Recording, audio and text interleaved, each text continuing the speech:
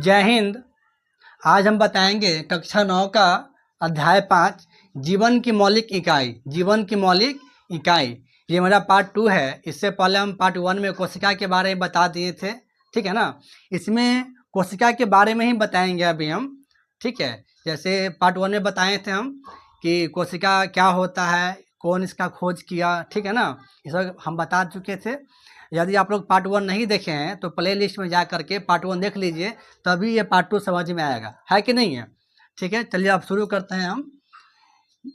जीवों का वर्गीकरण कोशिकाओं की संख्या के आधार पर। जीवों का वर्गीकरण कोशिकाओं की संख्या के आधार पर, जैसा कि हम पार्ट 1 में बताए थे कि कोई भी जीव जो जीव है वो छोटी छोटी कोशिकाओं से मिल के बनी हुई है कि नहीं है। छोटी छोटी कोशिकाओं से मिल के बनी हुई है। जैसे कि ये क्या है, कोशिका है कि नहीं, ये कोशिका है। तो ऐसे ऐसे जो है बहुत सारे कोशिकाओं से मिलके तो कोई जीव जो है बना हुआ है कि नहीं है। देखते हैं आगे क्या होता है। एक कोशिकीय जीव। एक कोशिकीय जीव क्या होता है, ठीक है। यानी कि कोशिकाओं की संख्या के आधार पर जीव को दो भाग में बांटा गया है। एक कोशिकीय जीव है, दूसरा बहुकोशिकीय जीव है, ठीक है। एक कोशिकीय जीव और दूसरा बहुकोशिकीय जीव। हम सबसे पहले समझते हैं कि एक कोशिकीय जीव क्या होता है। एक कोशिकीय जीव जिसमें कि एक कोशिका हो, जिसमें एक कोशिका हो। जैसे ये हमारा एक कोशिका है, ये क्या है, हमारा एक कोशिका है, यानी कि सेल है। ये जो है हमारा एक कोशिका है, सेल है कि नहीं है। ये बीच में क्या है, केंद्रक है, न्यूक्लियस है, इसको न्यूक्लियस बोलते हैं इंग्लिश में, ठीक है ना। ये हमारा केंद्रक है, ये कोशिका है। एक कोशिकीय जीव कहने का अर्थ ये है कि ये जो कोशिका है, ये जो कोशिका है, कोशिका कोशिका ये जो कोशिका है ये अपने आप में एक जीव है। ये अपने आप में क्या है, एक जीव है, ठीक है। देखने का डेफिनेशन क्या होता है। यह केवल एक कोशिका से बनी होती है। सभी कार्य एक ही कोशिका द्वारा किए जाते हैं। इसकी आयु कम होती है। यानी कि ये जो एक कोशिकीय जीव जो होते हैं वो केवल एक ही कोशिका से बने होते हैं, उसमें कोई दूसरा कोशिका नहीं होती है। एक ही कोशिका से यह शरीर का सारा काम करता है। खाना खाना है वो भी, है कि नहीं है, श्वास लेना है, ठीक है, या फिर जो वेस्ट मटेरियल को बाहर निकालना है, मतलब A to Z काम, शरीर का जितना काम होता है ना, सारा काम एक ही कोशिका के द्वारा करता है ये जीव, है कि नहीं है। इसका उदाहरण है अमीबा हो गया, बैक्टीरिया हो गया, पैरामीशियम हो गया आदि। मान लेते हैं कि ये अमीबा है, ये क्या है, ये एक अमीबा है, ठीक है। एक कोशिकीय जीव है अमीबा। इसको खाना खाना है तो ये खाना कैसे खाएगा। यदि यहाँ पे भोजन रखा हुआ है, इसको आभास हो गया, इसको एहसास हो गया कि यहाँ पे भोजन रखा हुआ है, तो ये क्या करेगा, ये धीरे धीरे अपना कोशिका को आगे की ओर बढ़ाएगा, इधर से बढ़ाएगा आगे की ओर। खाना को अपना अंदर कर लेगा, है कि नहीं है। इसको यहाँ से कट, खाना इसके अंदर चला गया। अब ये खाना को धीरे धीरे अंदर में डाइजेस्ट कर लेगा, पचा लेगा खाना को, है कि नहीं है। जब फिर इसके बॉडी का जो वेस्ट मटेरियल उसको बाहर निकालना होगा तो फिर यहाँ से कट करेगा, ठीक है, वेस्ट मटेरियल यहाँ से बाहर निकाल देगा यहाँ पे, है कि नहीं है। तो इस तरीके से ये कार्य करती है एक कोशिकीय जीव, ठीक है। आगे देखते हैं बहुकोशिकीय जीव। ये बहुकोशिकीय जीव क्या होता है, तो बहुकोशिकीय जीव जो है मतलब अनेक कोशिकाओं से मिलकर बनी होती है। बहुकोशिकीय जीव अनेक अलग अलग कोशिकाओं से मिलकर बनी होती है और अलग अलग कोशिका अलग अलग कार्य करती है, अलग अलग काम करती है। हर कोशिका का डिपार्टमेंट है कि नहीं है, उसका अलग अलग काम बांटा हुआ है कि तुम ये काम करोगे, तुम ये काम करोगे, तुम ये काम करोगे, है कि नहीं है। देखते हैं इसका डेफिनेशन क्या होता है। बहुकोशिकीय जीव यह एक से ज़्यादा कोशिकाओं से मिलकर बने होते हैं। इसमें कार्य का विभाजन होता है, अलग अलग कोशिका अलग अलग कार्य करती है। इसकी आयु अधिक होती है। यानी कहने का अर्थ ये हुआ कि बहुकोशिकीय जीव जो है वह एक से ज़्यादा कोशिकाओं से मिलकर बनी होती है, ठीक है। और अलग अलग कोशिका अलग अलग कार्य करती है, हर कोशिका अलग अलग कार्य करती है, ठीक है ना। और इसकी जो जीवन है, आयु बहुत लंबे दिन तक होता है। ये कोशिका बहुत लंबे दिन तक जीती है, ठीक है। देखते हैं उदाहरण इसका क्या होता है। जैसे में मनुष्य हो गया, पेड़ पौधे हो गया, हाथी हो गया, चींटी हो गई आदि इत्यादि चीज़ें, है कि नहीं है। ये सब के सब अलग अलग कोशिकाओं से मिलकर बना हुआ है, ठीक है। अब जैसे ये मनुष्य हो गया, पेड़ पौधे, हाथी, चींटी आदि, ठीक है, यहाँ तक कोई दिक्कत नहीं है। आगे चलते हैं। कोशिका के मुख्य 3 घटक होते हैं। आखिर ये जो कोशिका है, जो सेल है, ठीक है, वो क्या चीज़ से मिलके बना हुआ है, ठीक है ना, वो क्या चीज़ से मिलके बना हुआ है। उसका मुख्य जो है 3 घटक होते हैं कोशिका के। सबसे पहला है प्लाज्मा झिल्ली या कोशिका झिल्ली, यानी कि सबसे पहला जो आता है प्लाज्मा झिल्ली या कोशिका झिल्ली। कोशिका झिल्ली किसको बोलते हैं? ये जो बाहर जो बाउंड्री है, ये जो है कोशिका झिल्ली है, इसी को हम बोलते हैं कोशिका झिल्ली या प्लाज्मा झिल्ली, है कि नहीं है। झिल्ली कहने का अर्थ ये हुआ कि जैसे हम मार्केट गए कोई सामान लाने के लिए, है कि नहीं है। मान लीजिए सब्जी दुकान पे गए सब्जी लेने के लिए, आलू ले लिए, प्याज ले लिए, टमाटर ले लिए, धनिया पत्ता ले लिए, सब चीज़ ले लिए, ठीक है। तो दुकानदार क्या करता है कि एक पन्नी देता है हमको, पन्नी पोलोथीन देता है कि नहीं, थैली देती है, और उसी के अंदर आलू, प्याज, धनिया, मिर्चाई सारा चीज़ डाल देता है, हमको वो पॉलीथीन थमा देता है, ऐसे लीजिए, है कि नहीं है। तो बाहर की जो परत है, जो बाहर का स्ट्रक्चर है, उसी को बोलते हैं झिल्ली। उसी को क्या बोलते हैं? प्लाज्मा झिल्ली, यानी कि कोशिका झिल्ली। ये जो बाहर की जो परत है, बाहर की, इसी को बोलते हैं प्लाज्मा झिल्ली, कोशिका झिल्ली, ठीक है। आगे देखते हैं नंबर 2, दूसरा पे केंद्रक। ये केंद्रक है, केंद्रक ये है बीच वाला, ये जो बीच में जो बिंदु दिख रहा है ना, ये केंद्रक है इसका। इसको हम इंग्लिश में न्यूक्लियस भी बोलते हैं, ठीक है। इंग्लिश में क्या बोलते हैं इसको? हम न्यूक्लियस बोलते हैं। इसको हम थोड़ा सा मार्क कर देते हैं ताकि पता चल जाएगा आप लोग को। ये रहा हमारा न्यूक्लियस, ठीक है, और ये जो है ये रहा हमारा प्लाज्मा झिल्ली यानी कि कोशिका झिल्ली, ठीक है। तीसरा आता है कोशिका द्रव। कोशिका द्रव क्या होता है कि ये प्लाज्मा झिल्ली और न्यूक्लियस यानी कि केंद्रक, प्लाज्मा झिल्ली और केंद्रक के बीच की जो जगह है, ये जो जगह है, ठीक है ना, ये सब जो जगह है, ये जगह, इसी को बोलते हैं कोशिका द्रव। इसी को बोलते हैं कोशिका द्रव, यही है कि नहीं है।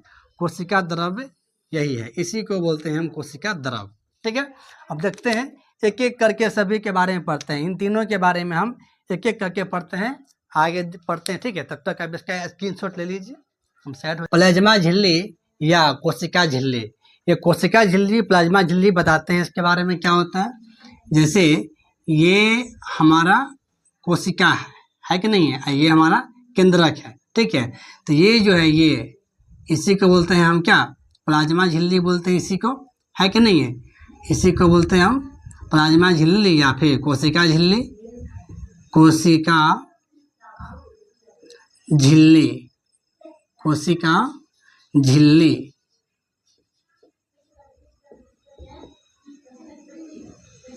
कोशिका झिल्ली ये है बाहर वाला, ठीक है। इसी के बारे में समझते हैं हम क्या है। यह प्रत्येक कोशिका को दूसरे कोशिकाओं से अलग करती है, यानी कि ये जो बाउंड्री जो है, ये जो बाउंड्री मारा हुआ है, जैसे ये एक कोशिका हो गया, है कि नहीं है। फिर यहाँ पे कोई दूसरा कोशिका हो गया, ये कोई दूसरा कोशिका हो गया, फिर यहाँ पे ये कोई तीसरा कोशिका हो गया, है कि नहीं है। बीच में केंद्रक है। तो वही यहाँ पे बोला जा रहा है कि ये जो झिल्ली जो है, ये बाहर वाले जो परत है, प्रत्येक कोशिका को दूसरी कोशिका से अलग करती है। यानी कि यदि ये झिल्ली ना रहे, थोड़ा देख ले, हम लोग सपोज करते झिल्ली ना रहे, ठीक है, ये झिल्ली ना रहे, इसको झिल्ली को हम मिटा देते हैं, ठीक है। झिल्ली को हम मिटा दिए तो फिर हमें पता कैसे चलेगा कि ये कोशिका है या नहीं है, क्या है कि नहीं है। तो हमें पता चले, इसीलिए ये जो है झिल्ली जो है क्या करती है, एक कोशिका को दूसरी कोशिका से क्या करती है, अलग करती है, ठीक है। दूसरा बिंदु क्या है, यह जंतु तथा पादप दोनों कोशिकाओं में होती है। यानी कि ये जो कोशिका है ये, ठीक है, ये जंतु के अंदर भी होती है, जंतु में भी होती है और पादप में भी, पेड़ पौधे में भी पाई जाती है, ठीक है। यानी कि जानवरों में भी, जानवर, मनुष्य वगैरह सब में पाया जाता है और पेड़ पौधे में भी पाया जाता है, ठीक है, दोनों में। तीसरा बिंदु क्या है, यह प्रोटीन व लिपिड से बनी होती है। ये जो है ये कोशिका झिल्ली, यह प्रोटीन और लिपिड से बनी होती है, ठीक है।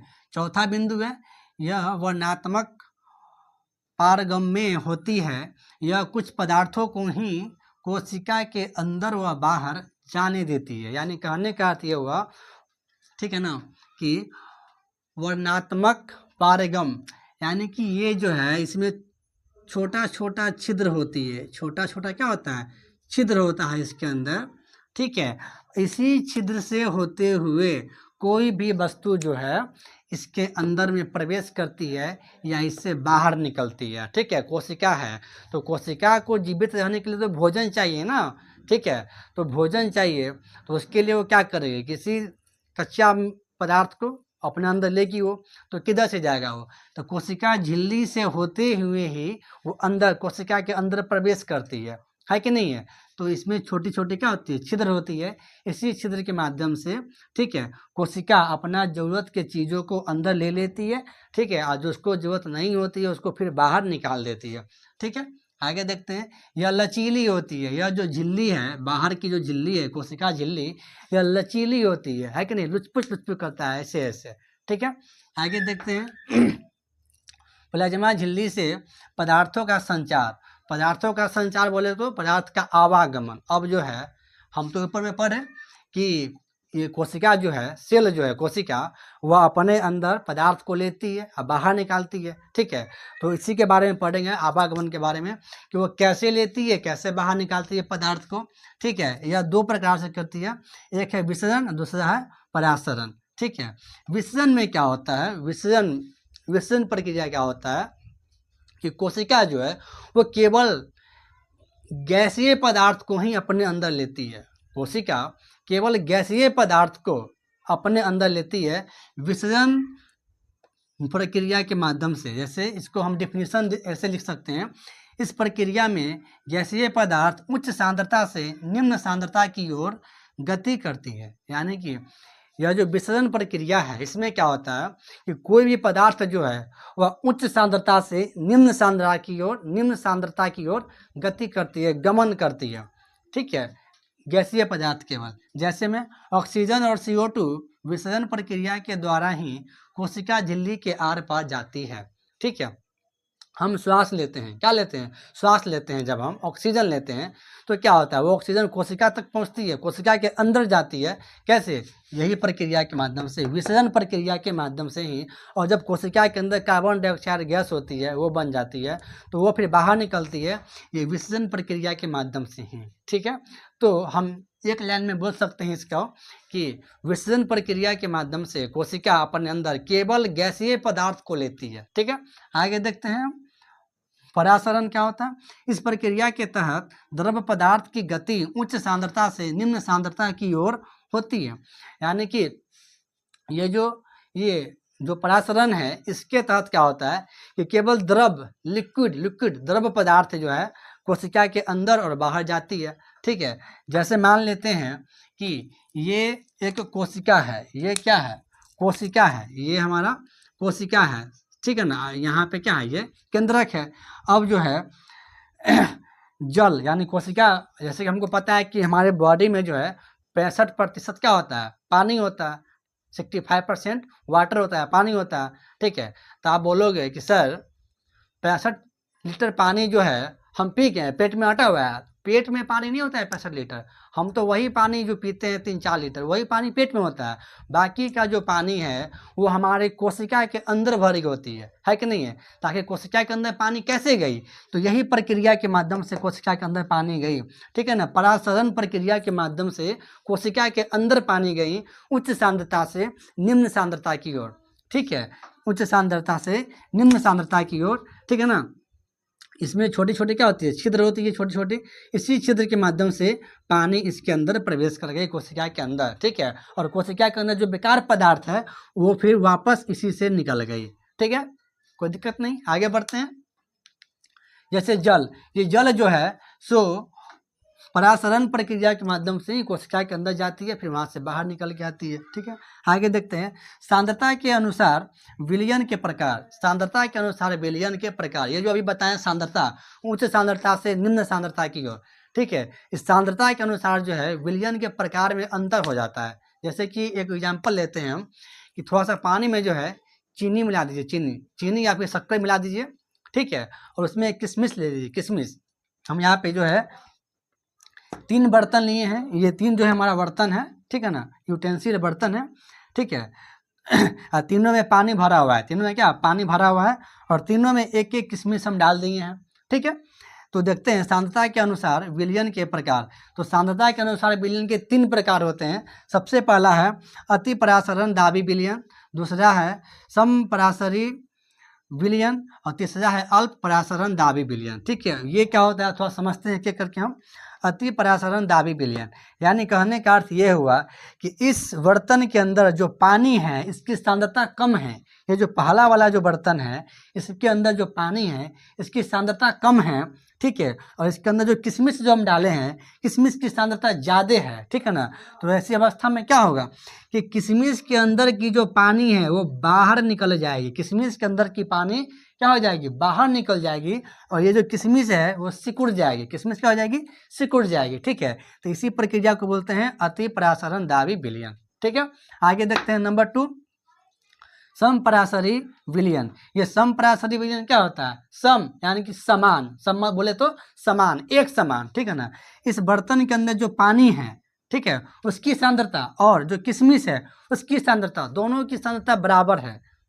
बर्तन के अंदर की पानी उसकी सांद्रता और ये जो किशमिश जो डाले हैं उसकी सांद्रता, दोनों की सांद्रता बराबर है, लेवल इक्वल है, ठीक है ना। तो क्या होगा, ना तो किशमिश से पानी निकल के बाहर जाएगी या ना बाहर के पानी किशमिश के अंदर आएगी, यानी कि ये दोनों के दोनों क्या हो जाएगा, इक्वल हो जाएगा, बराबर हो जाएगा, ठीक है ना। ठीक है, इसमें कोई परिवर्तन नहीं होगा, कोई चेंज नहीं होगा इसमें, ठीक है। आगे देखते हैं तीसरा नंबर में अल्प परासरण दाबी विलयन। ये अल्प परासरण दाबी विलयन क्या होता है, इसमें जो है क्या है कि पानी की सांद्रता अधिक है और किशमिश की जो सांद्रता है वो कम है, ठीक है। इसमें क्या होगा कि पानी जो है किशमिश के अंदर प्रवेश करेगी। पानी कहाँ प्रवेश करेगी, किशमिश के अंदर प्रवेश करेगी और किशमिश फूल जाएगा। किशमिश क्या हो जाएगा, फूल जाएगा। तो अब तो हम देखते हैं ना, जब रात में जो है किशमिश डालते हैं पानी में फूलने के लिए, जब सुबह उठते हैं तो क्या होता है, किशमिश फूली हुई रहती है। तो ये किसका उदाहरण है, इसी का उदाहरण है, अल्प परासरण दाबी विलयन का उदाहरण है, ठीक है। कि किशमिश की जो सांद्रता है वो कम है, किशमिश की सांद्रता कम है और पानी की सांद्रता ज़्यादा है। इसी वजह से जो है रात भर में जो है किशमिश क्या हो जाती है, फूल जाती है, यानी कि जो बर्तन में जो पानी है वो पानी किशमिश के अंदर प्रवेश कर जाती है, ठीक है।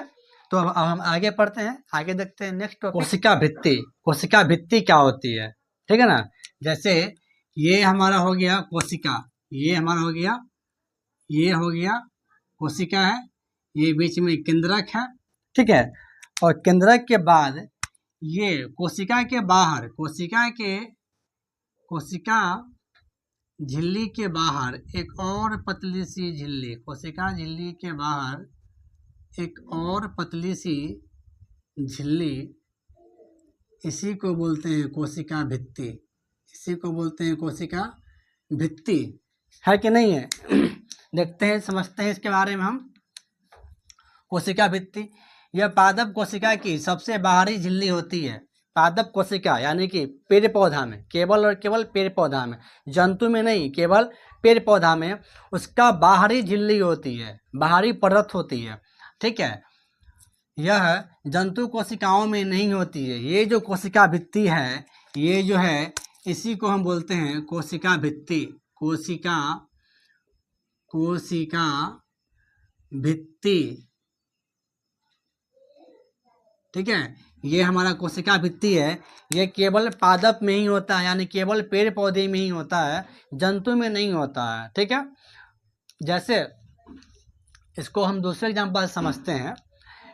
ये जो कोशिका झिल्ली है ना, कोशिका झिल्ली के बाहर एक और झिल्ली, यानी डबल झिल्ली, डबल लेयर, है कि नहीं, डबल लेयर। जैसे दूसरे एग्जांपल से समझते हैं हम मार्केट जाते हैं सब्जी खरीदने के लिए या कोई सामान खरीदने के लिए, ठीक है। तो कोई सामान हम खरीद लिए, जैसे सब्जी खरीद लिए हम, ठीक है, और सब्जी में ज़्यादा वजन होता है तो दुकानदार क्या करता है, डबल पन्नी लगा देता है, उसमें हमको डबल प्लास्टिक दे देता है हमको, है कि नहीं है। तो पन्नी के ऊपर से पन्नी दे दिया, पहले से एक पन्नी था, पहले से एक प्लास्टिक था, उसके ऊपर एक और प्लास्टिक लगा देता है, डबल प्लास्टिक। तो वही यही यहाँ पे वही है, ये कोशिका भित्ति, ठीक है।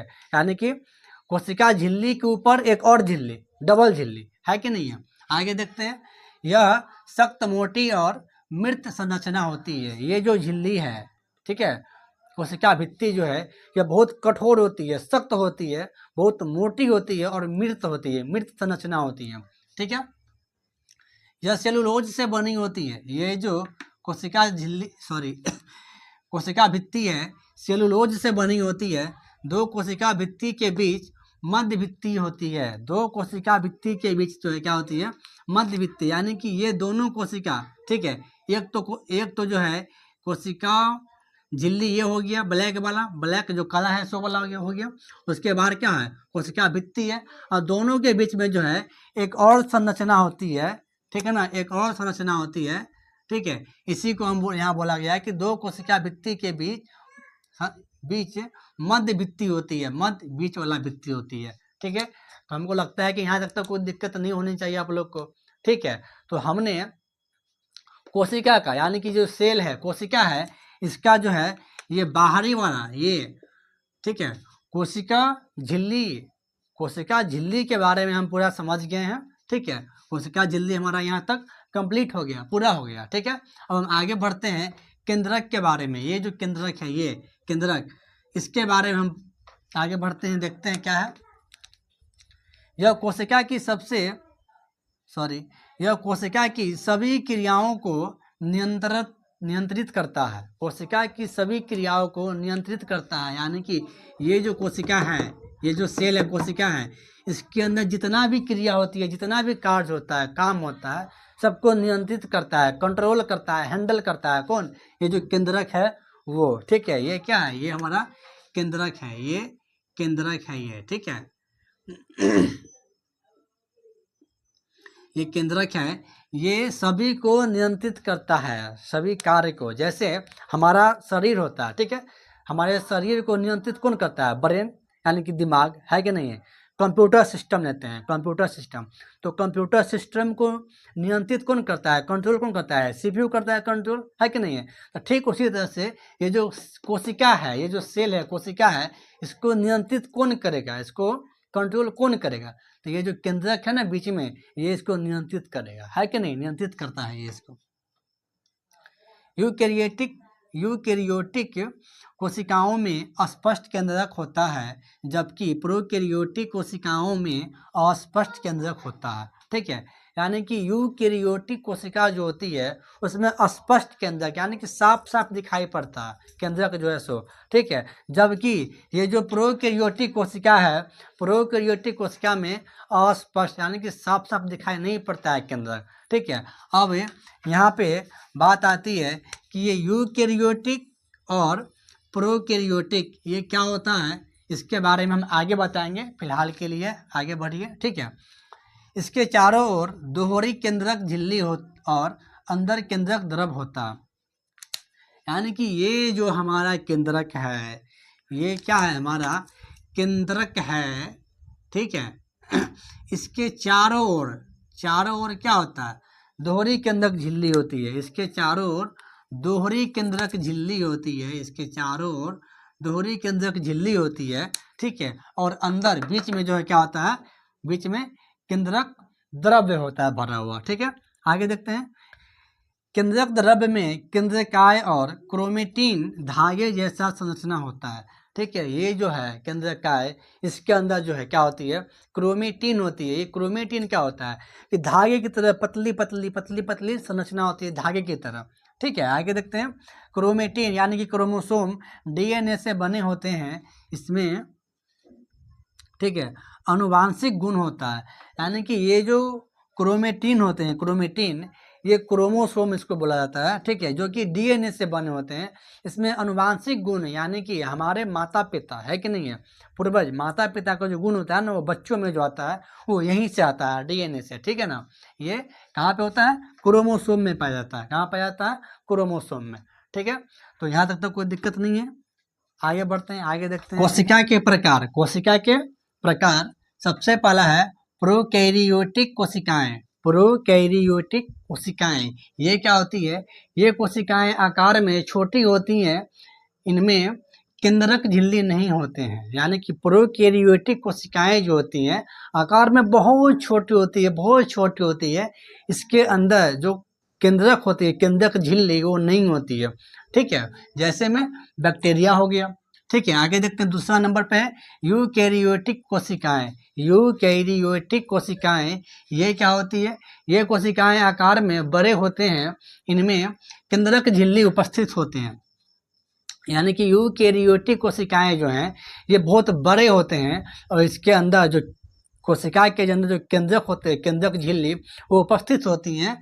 जैसे अमीबा हो गया, पादप कोशिकाएं हो गए, जंतु कोशिकाएं हो गए इत्यादि। ठीक है, कोशिका केंद्रक झिल्ली कहने का अर्थ ये है कि ये जो कोशिका हैं ये हमारा क्या है? केंद्रक है। ठीक है, और इसके बाहर जो होती है कोशिका झिल्ली, केंद्रक झिल्ली, ये इसके बारे में बोला जा रहा है। ठीक है, आगे देखते हैं। आगे है कोशिका द्रव। अच्छा, तो यहाँ तक जो है हमारा ये हमने पढ़ लिया यहाँ तक, जैसे कि कोशिका झिल्ली के बारे में पढ़ लिए थे इससे पहले। ठीक है, अब हम केंद्रक के बारे में भी पढ़ लिए, अब पढ़ेंगे केंद्रक द्रव। ये जो है ये बीच वाला जो है, यानी कि कोशिका झिल्ली और केंद्रक दोनों को छोड़ के ये जो है बीच में खाली जगह जो है, इसके बारे में हम पढ़ेंगे अब। ठीक है ना, कोशिका द्रव, इसको अंग्रेजी में साइटोप्लाज्म बोलते हैं। कोशिका द्रव को अंग्रेजी में साइटोप्लाज्म भी बोलते हैं। ठीक है, यह जटिल द्रव होता है, इसमें अनेक प्रकार के प्रोटीन होते हैं। ठीक है, यानी कि ये जो है, ये जो खाली जगह जो है हम यहाँ बनाते हैं कोशिका का, फिर से ये हमारी कोशिका है। ये क्या है? कोशिका है। ये हमारा केंद्रक है बीच में, है कि नहीं है? ये रहा केंद्रक, सबका नाम नोट कर देते हैं फिर से एक बार। ये हमारा है केंद्रक। ठीक है, ये हमारा है केंद्रक है। ठीक है, ये क्या है? ये है हमारा कोशिका झिल्ली। कोशिका झिल्ली है कि नहीं है? ये हो गया कोशिका झिल्ली।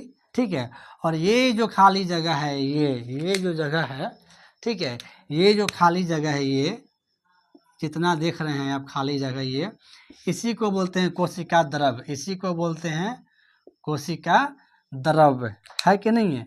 ये हमारा है कोशिका द्रव। ठीक है, कोशिका द्रव।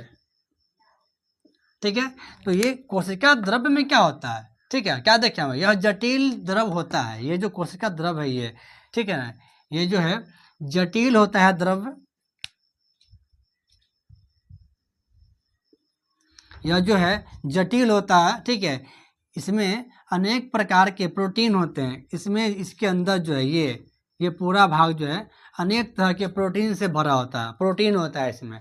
ठीक है, अब आगे हमारा नेक्स्ट टॉपिक आता है। ठीक है, कोशिका अंगक। कोशिका अंगक यानी कि हमने क्या देखा अभी, ये ठीक है, कोशिका झिल्ली पढ़ चुके हम, केंद्रक हम पढ़ चुके। ठीक है, अब कोशिका द्रव भी पढ़ चुके, यानी कि कोशिका के बारे में हम पूरा संपन्न कर लिए। ठीक है, पढ़ लिए।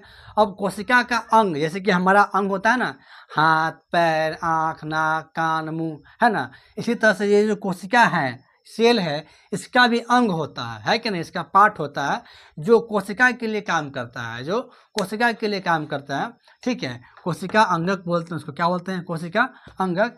इसके बारे में हम पढ़ेंगे अगले वीडियो में। तब तक के लिए धन्यवाद। ठीक है।